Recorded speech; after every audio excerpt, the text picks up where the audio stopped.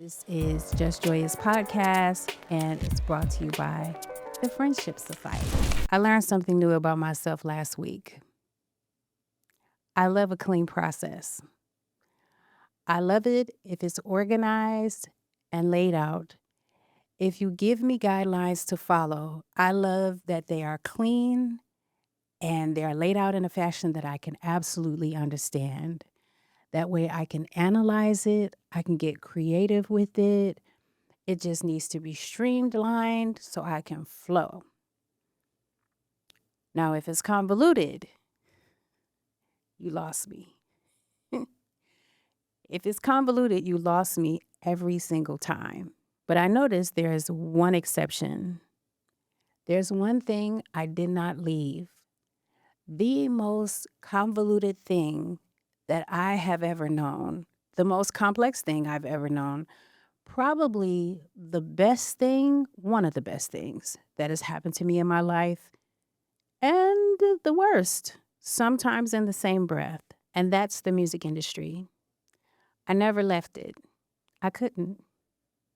Well, not the way you think, but I'll explain that in a minute. There is a confusion that you are carrying around your publishing that you don't quite understand, around your royalties that you don't quite understand how to track or to trace, and around your deal, be it a co-pub deal or a major recording deal, and you probably still don't understand what you signed up for. Like, what are the parameters around what you owe the label or the publishing company, and when are you really free?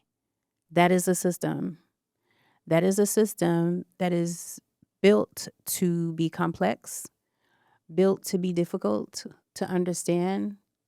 It's jargon. Everything about it is not for the average person. So it was meant to, quote unquote, keep you in the dark.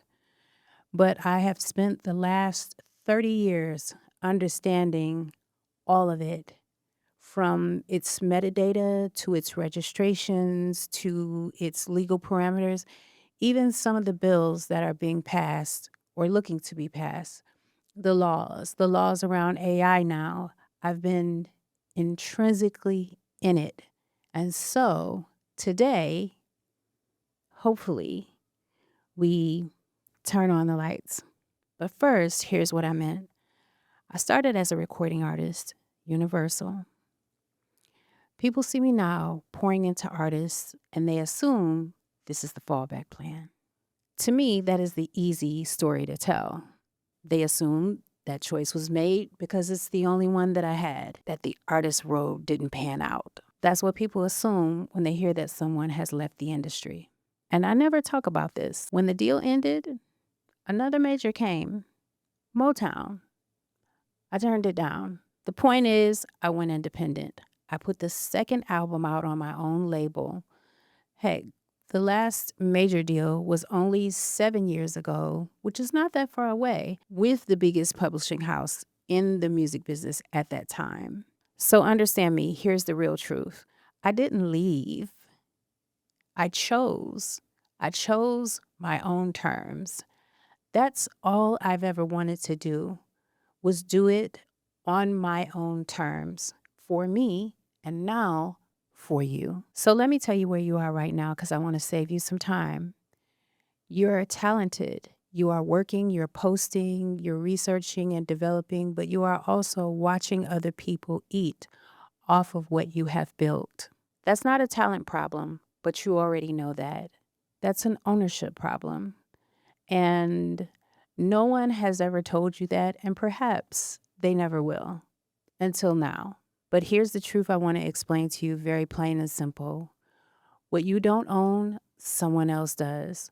When you are spending all of your time being creative, and there's nothing wrong with that, but you have to lend some time to business, because if you're not focusing on the paperwork, then someone else is focusing on the paperwork. And the paperwork side is where the money resides. So here are 3 layers, and I'm going to break them down for you because you could be losing at all 3. Layer 1, this is how the business actually works. There is a totem pole, and usually the creative is last, but we'll get into that on another episode. Layer 2, your mechanical and performance royalties.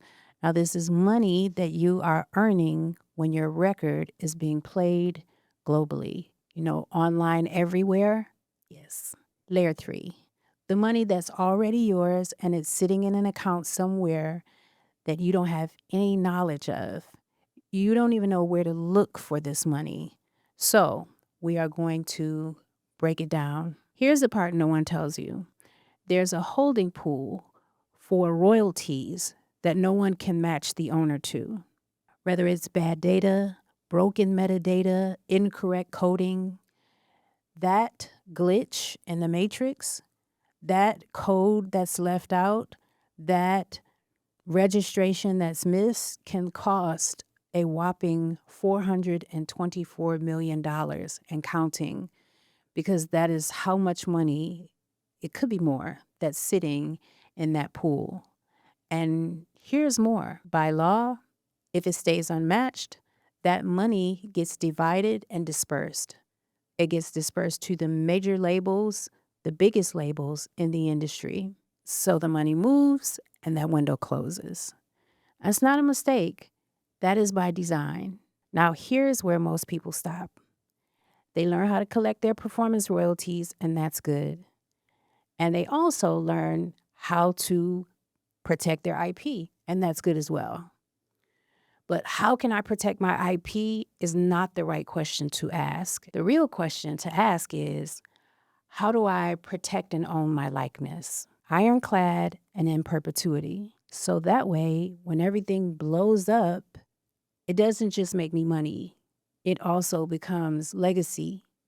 It's something that my children and their children and their children can inherit. We're talking Michael Jackson, because isn't that the aim? To be successful. So you want the kind of catalog that gets covered, that gets studied, that gets sampled. You want the kind of catalog like Beyonce has. You want the kind of catalog like Jay-Z has. You want that catalog. Something that may look minuscule in your hands, if it's built right and its own right, it could outlive you. And that is the goal. Hear me. I am not here to hand you the answer. I'm here to build the kind of creative that asks the right questions, because that answer can change. It can change based on time. It can change in rooms. It can change based on the deal you sign. That question turns the song into a catalog that outlives you and me. That question turns a song into a catalog like Bob Dylan back here behind me. So this week, pause for a second.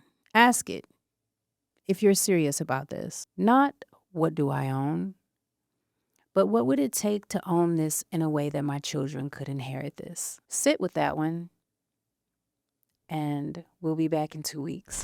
This is Just Joya's podcast, and it's brought to you by the Friendship Society.